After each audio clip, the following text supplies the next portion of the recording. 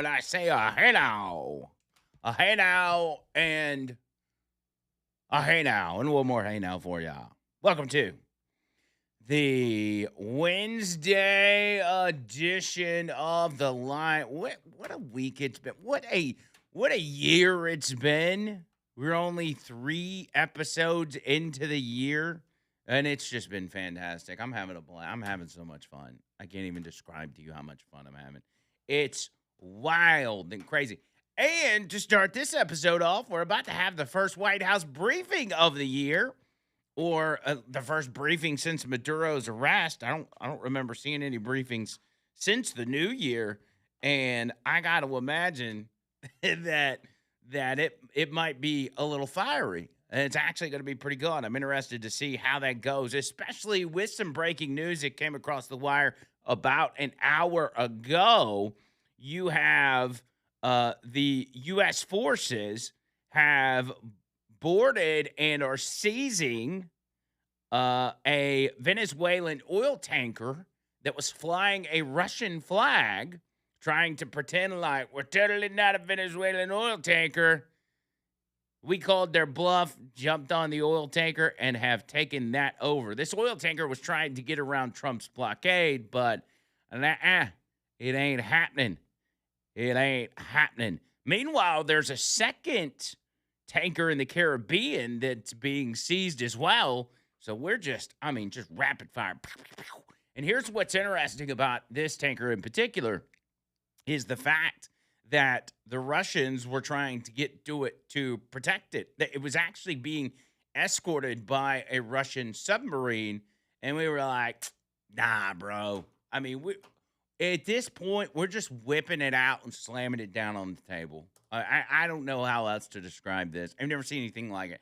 I've never seen such military assertiveness from a president such as this. This is crazy. This is foreign policy on steroids, and I absolutely love it. I love every second of it. This is great.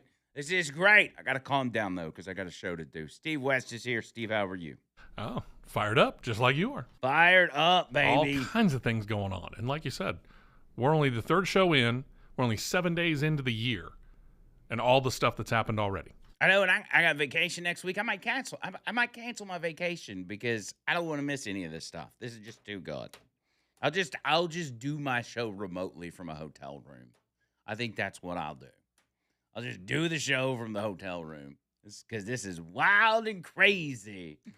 Even the UK, by the way, provided support in this seizure of this oil ship, this Russian-flagged oil ship.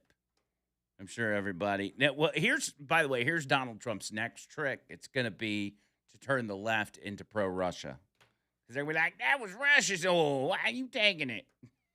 And I'm not even exaggerating. You watch. That's going to happen. It's absolutely going to happen. We ain't effing around, man. And the world has been put on notice. And what's happening here is some countries are starting to be exposed as paper tigers. Countries that have been talking a big game for a long time because that's all they had to do was talk a big game, and nobody would ever test them. Nobody had the political willpower to actually conduct these sort of actions. So they just they were able to just run their chops as much as they wanted. And guess what? Nobody was going to do anything. But that ain't the case no more. That ain't the case no more. All right. Hey, now, roll call. Hey, now. Let's see who we got here. Ba-da-ba, ba-ba-ba-ba-ba. Let me do a little refresh. I always refresh it to make sure I accurately get the first hey now of the day. And boy, there's a lot of them here. Let's go back to our early birds. We got Bo, Tony, hell yeah, Ricky. We got Jeff with the J's. We got Peyton with a hey now. And we've got Patrick with a hey now. Those are our early birds for today, which puts in the number one spot somebody who's not even an American, but I assume supports what Donald Trump is doing because he listens to this show. It's none other than Mike from Canada. Hey now. Hey now, hey now. Mike from Canada with a dub. Good job, buddy. Good job, Mike. Mark at number 2. Oh, Mike, send us your song. Mark at number 2. Sydney at number 3. Then you got Kenny, Bubba, Rumble, Freight Pilot, Carrie, Mark and Kim and Tina and Michael and Maggie and Jimmy, Jesse, Leslie. You got Craig and James, Ron, Jay, JJ, Bill with the J's. You got Jennifer, Bree, Sean, Dexter, Michael, Boomer. Man, the list goes on and on and on. Look at y'all. Look at how astute you guys are. This is wild. So astute with your hey nows. So that's good. By the way, join us on YouTube. Yesterday we were coming back from a break, or I guess we had just started a new hour, and I said on the air, I'm like, everybody go in the chat on the YouTube and say, hey, Trish, because she always now that it's on YouTube, she will listen to the show and she'll have it on her phone or whatever, because her YouTube is constantly, I don't know how much money YouTube's made off of Trish just from her playing YouTube 24/7, but YouTube's always on. And so I said, everybody go in there and say, hey, Trish. And that way, when she gets in there and she sees all these people saying hey to just her, and that's the only thing in the chat, that she was going to be like, what the hell? And she was like, why is everybody saying hey to me in the chat? I was like, I don't know. They just like you. They just want to say hi. So maybe that's what y'all should do. For every one of y'all that go to the YouTube channel, just the first thing you say in there is just say, hey, Trish. So every time she goes in there, she's like, wow, everybody's so nice. To find that, if you don't know, it is on YouTube. You search Real Talk 99.5 TV. Real Talk 99.5 TV. Make sure you subscribe. But once you go there, you will see a live video of yours truly where you can watch this show live. I just looked in. People are saying, hey, Trish, already in the chat. That's good. All right, 205-545-9950. I'm going to go ahead and take a break because we got this briefing coming up from Caroline Leavitt.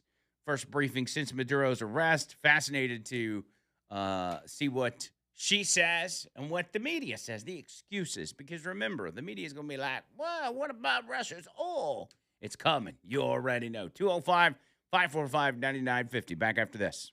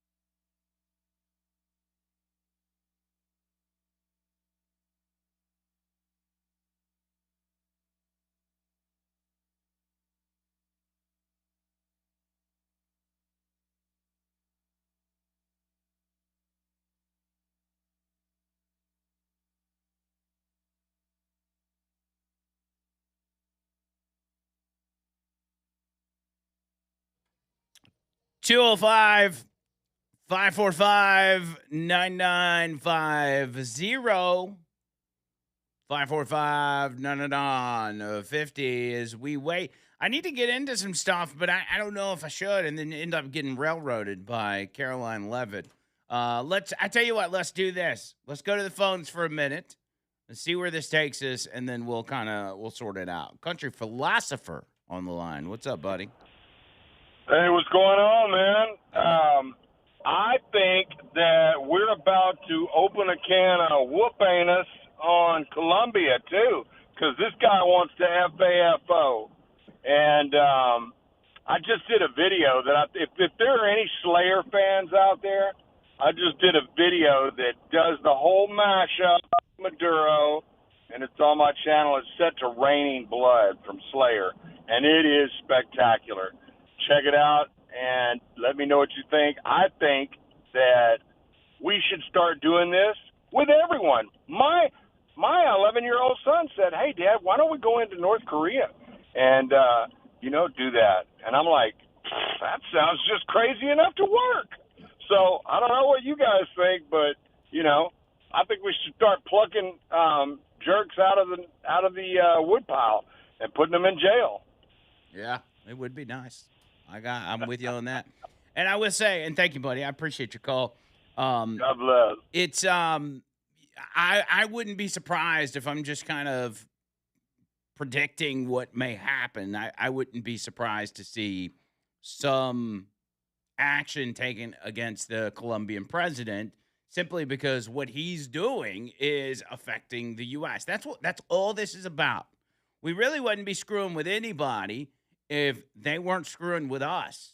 This is all retaliatory. This is not just, we don't like this guy, so we're going to go to his country and snatch him up. No, it's you mess with us, you FA, and then you FO.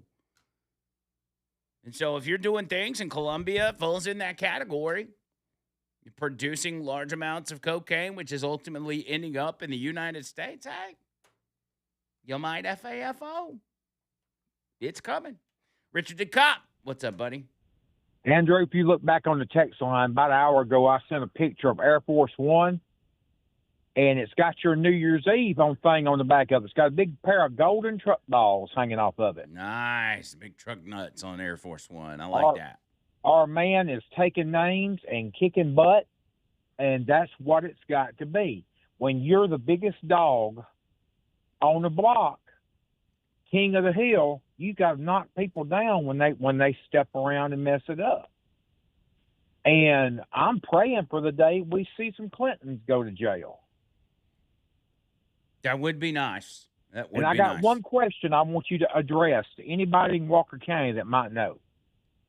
The little boy that died, that they're still investigating, they have put his father in the Blount County jail. Yeah.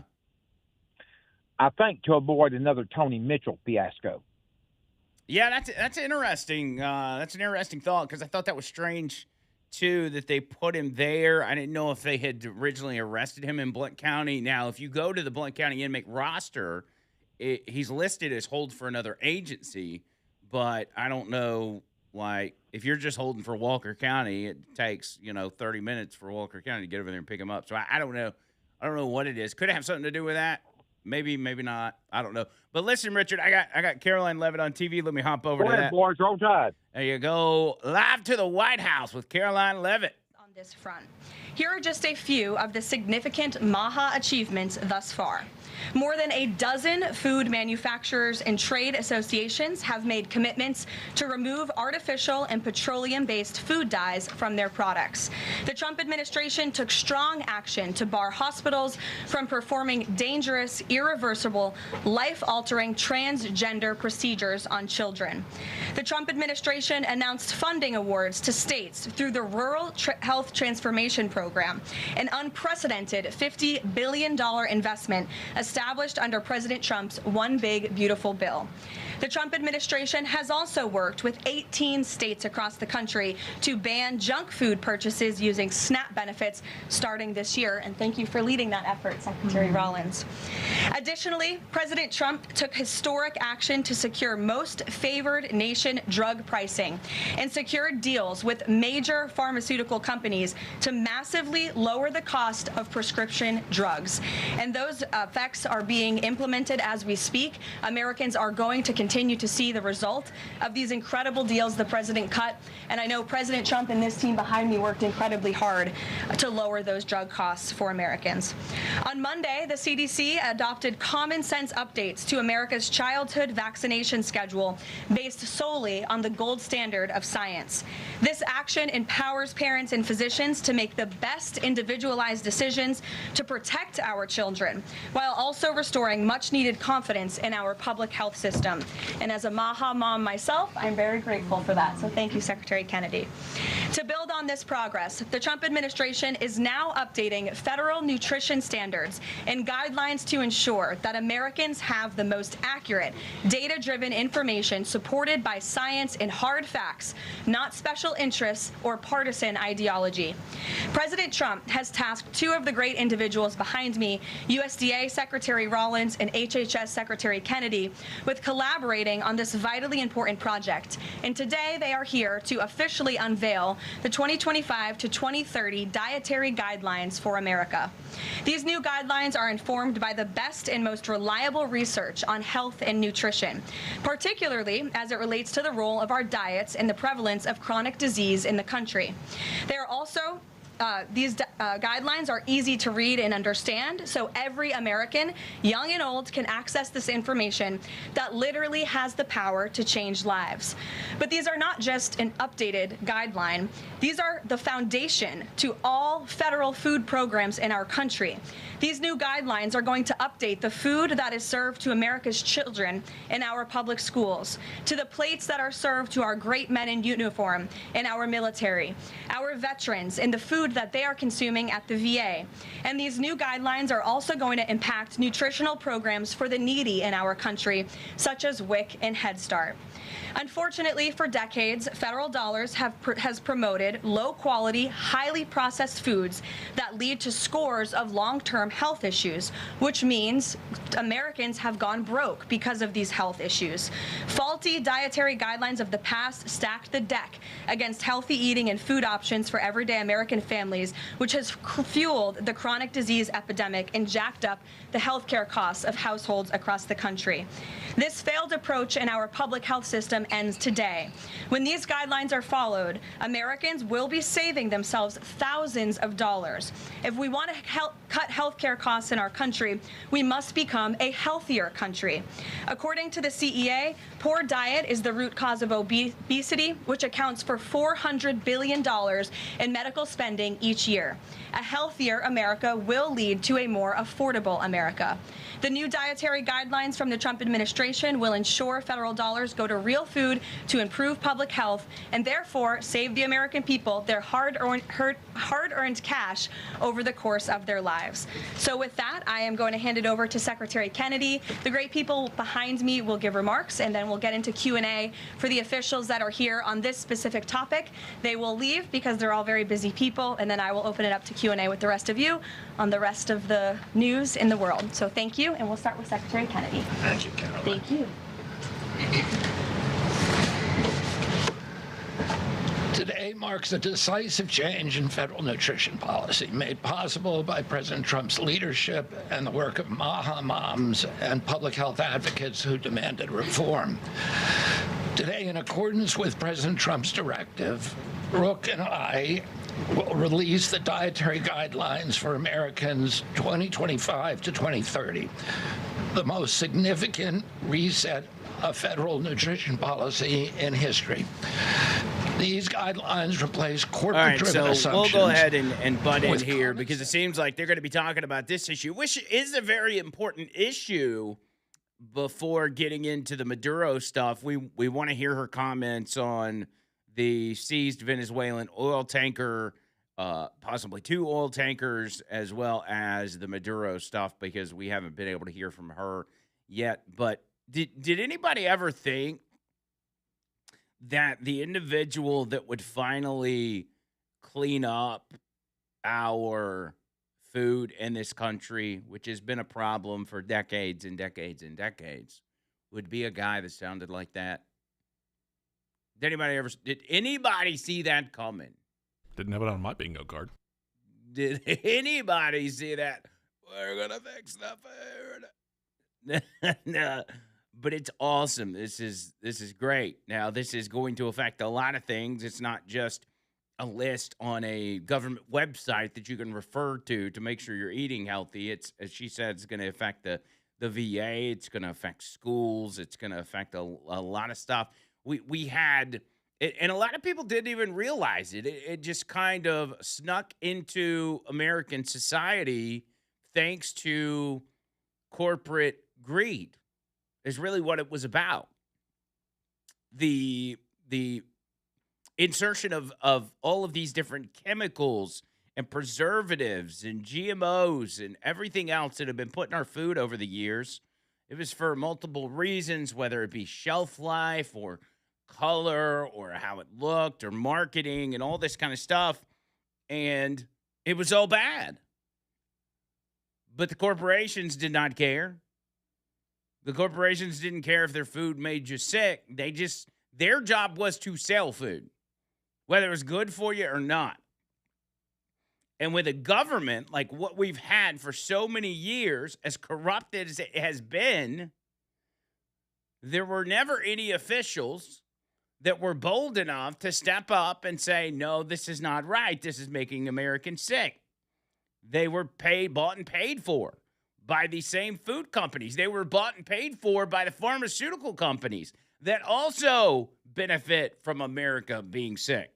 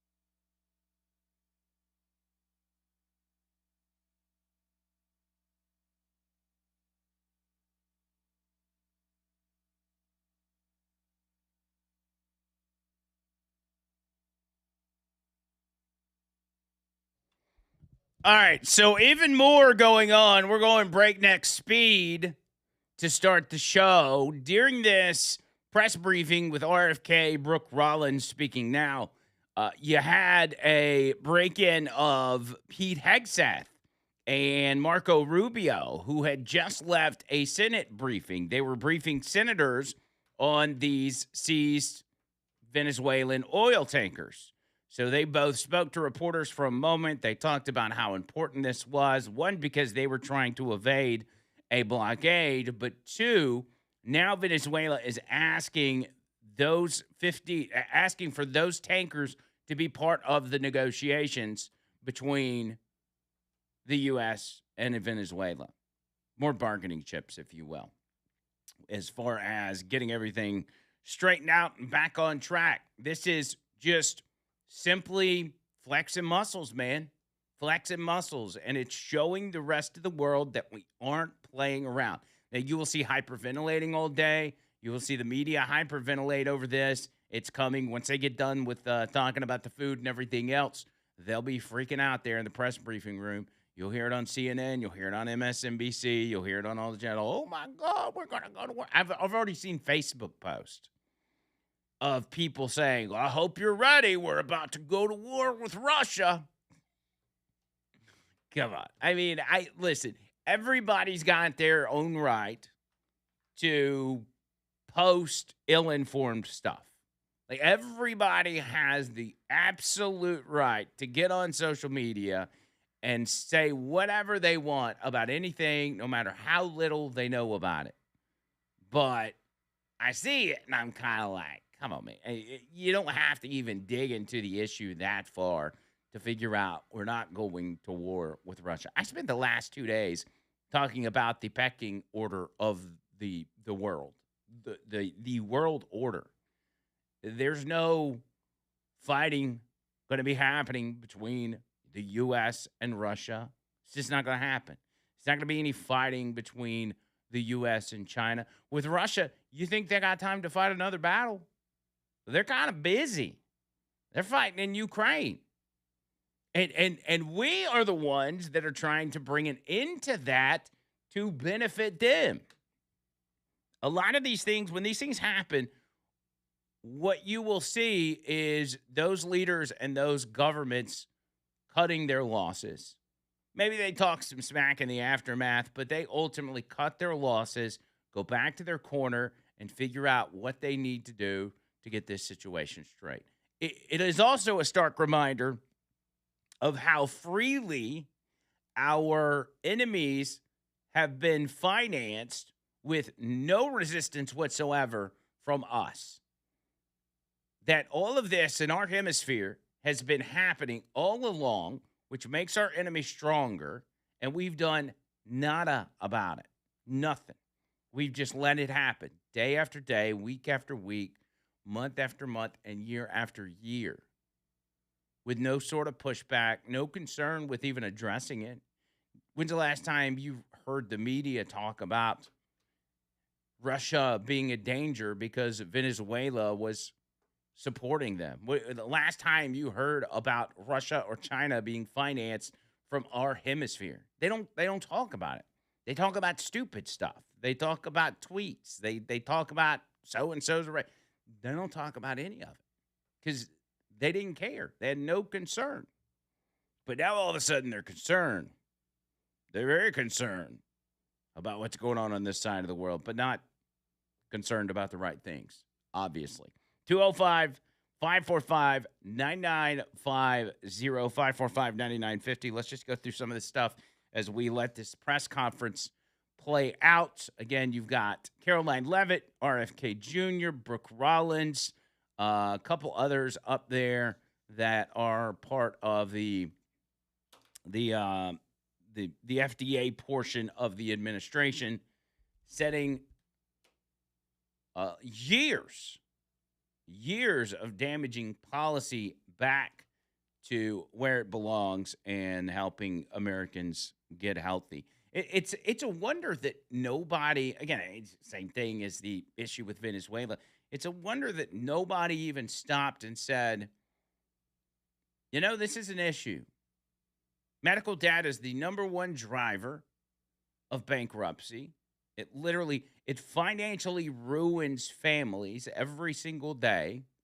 And the number one contributor to these health problems is poor diet. The number one contributor is poor diet.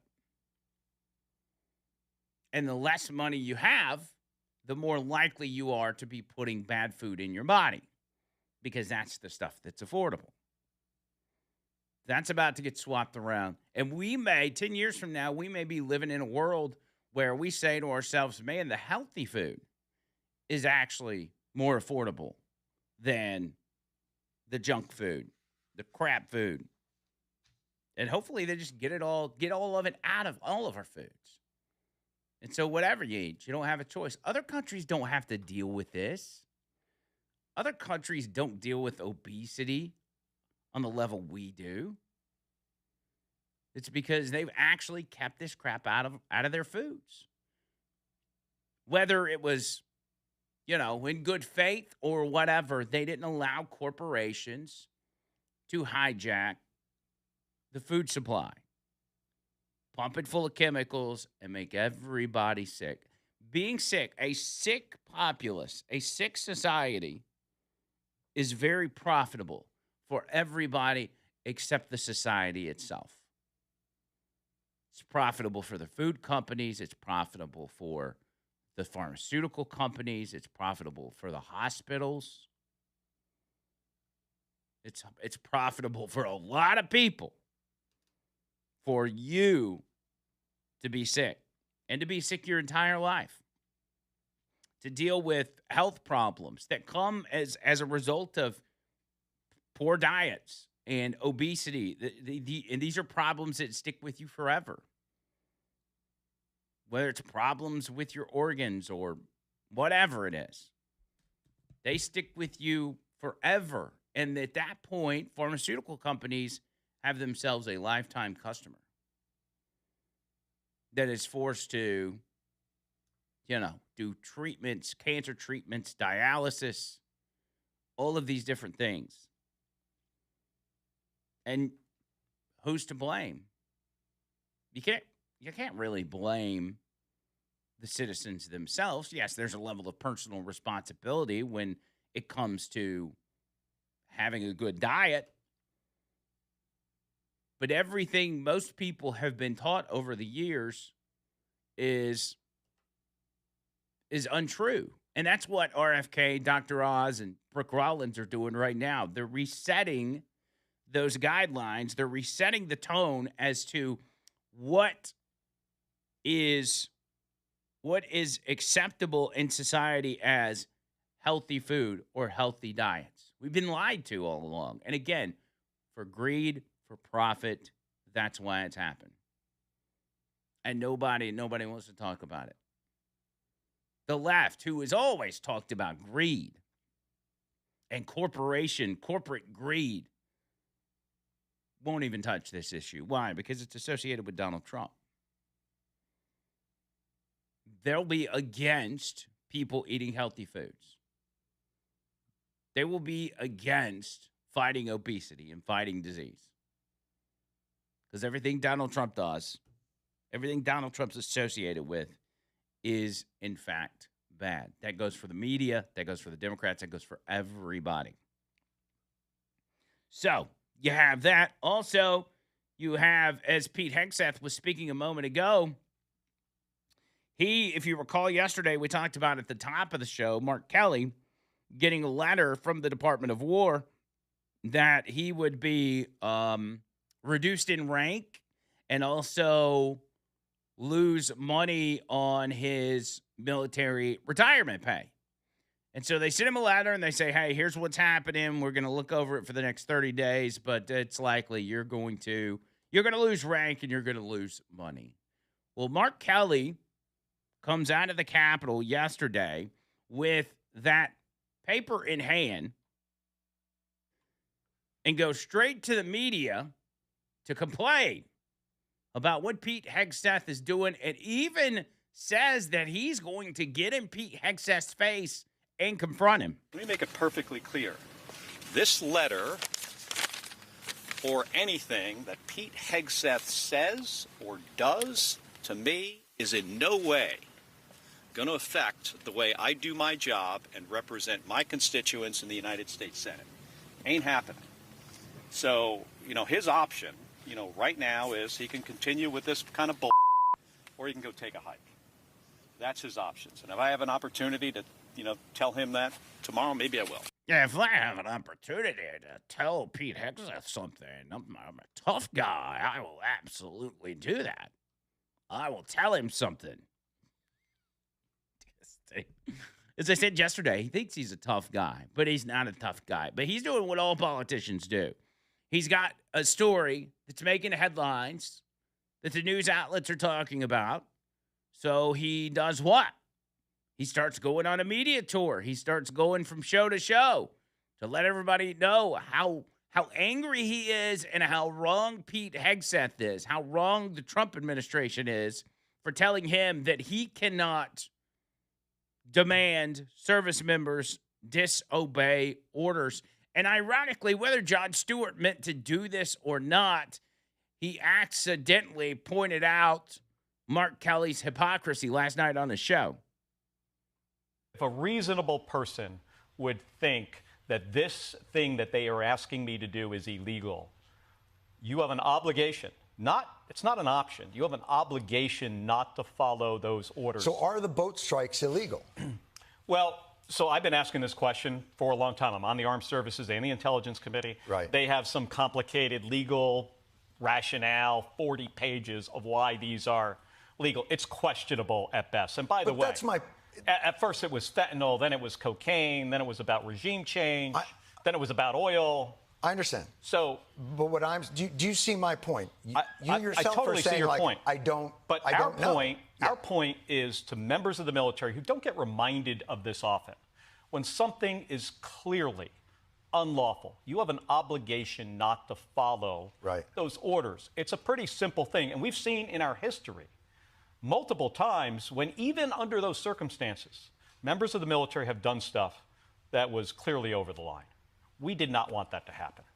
Under the Obama administration, they did extrajudicial killings of an American citizen through drone strikes. Like, we criticize that. Oh, what's supposed to bring that up? The Obama administration, without any sort of due process, did drone strikes on American citizens and killed them.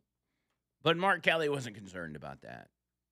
Democrats aren't concerned about that. They're concerned about Maduro being arrested, a dictator being arrested. That's what they're concerned about. Even though they claim they don't like dictators, but yet here we are. They change their mind a lot. It's exhausting keeping up with the left, as you know, because one day they're anti-dictator, the next day they're pro-dictator. One day they're anti-Russia, and now they're going to be pro-Russia. It's back and forth. It's a full-time job keeping up with the stance of the left. But the one thing you got to give them credit for is that they all do it in unison. There's never any division. There's never any infighting. They're all on the same page, no matter how much hypocrisy, no matter how many times they swap their policies or change their support. They're always there together, no matter how stupid they all look.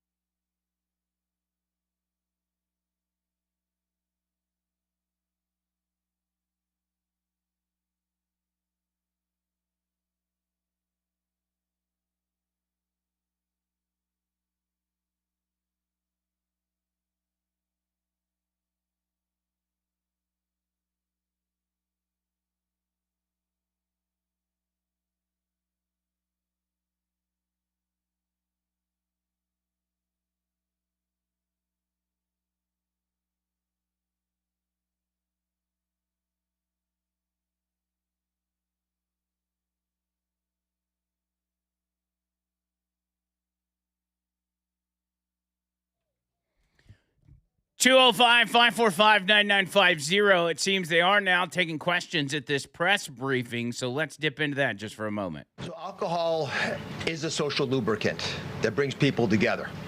In the best case scenario, I don't think you should drink alcohol, but it does allow people an excuse to bond and socialize, and there's probably nothing healthier than having a good time with friends in a safe way. If you look at the blue zones, for example, around the world where people live the longest, alcohol is sometimes part of their diet. Again, small amounts, taken very judiciously, and usually in a celebratory fashion. So there is alcohol on these dietary guidelines, but the implication is don't have it for breakfast. Right, this should be something done in a small amount with hopefully some kind of an event that might have alcohol added.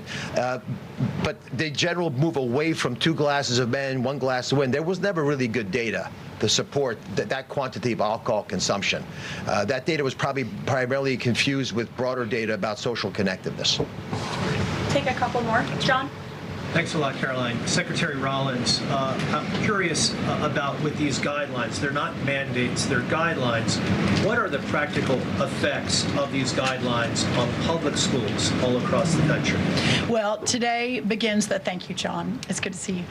Today begins the first day now in a recalibration of the rules, whether it's school lunches, whether it's the SNAP program, whether it's as veterans were mentioned, our prison system, that now we begin the process of implementing and redrafting the rules to reflect what this new dietary guidelines for Americans actually is doing to our food system.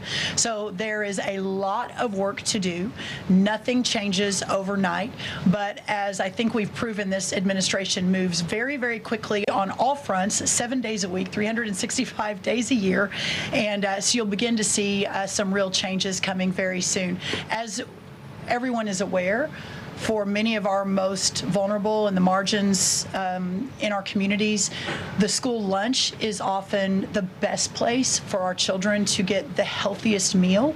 Hopefully with stocking standards and reworking SNAP and the SNAP waivers we've done, that begins to change too. But right now, that is going to be the single most important, from my perspective, move forward, is the school lunches and making sure that we're getting the right amount, the best amount, and most nutrient-dense foods into the schools. Thank you. You also mentioned, Secretary Rollins, cost when you had your remarks a little bit earlier.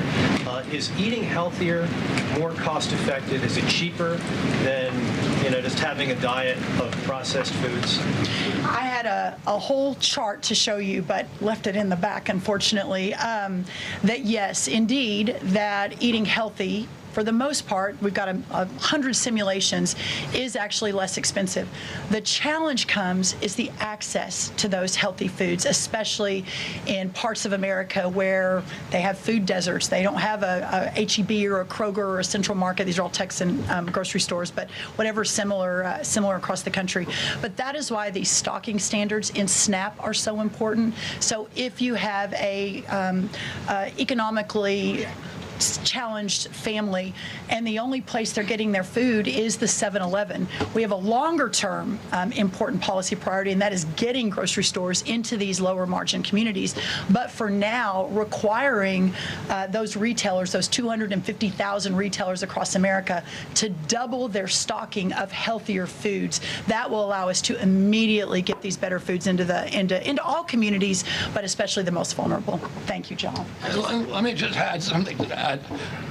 Brooke and I are working on a program. Affordability is the priority for the president. And we know we have to make it easy and accessible for healthy foods for every American.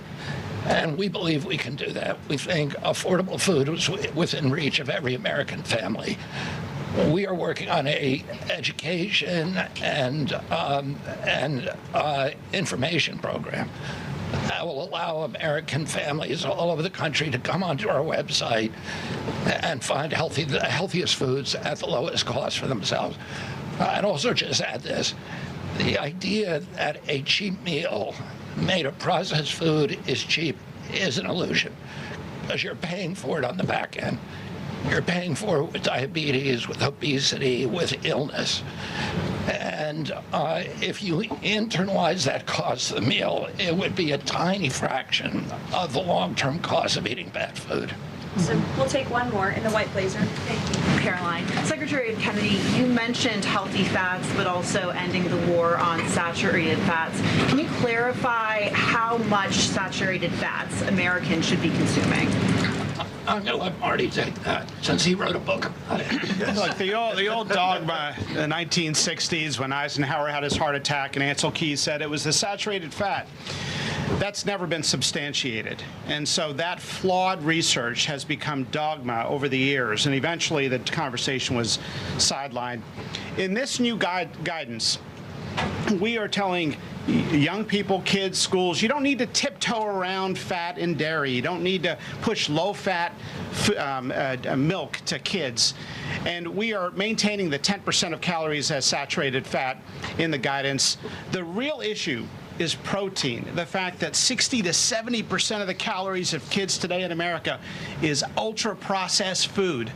These are the issues that have become giant blind spots where we're now putting attention. And we hope that there are conversations in every school board in America, in every church and synagogue and house of worship, every home in America will now have conversations. We've got to talk about school lunch programs, not just putting 6-year-olds on Ozempic.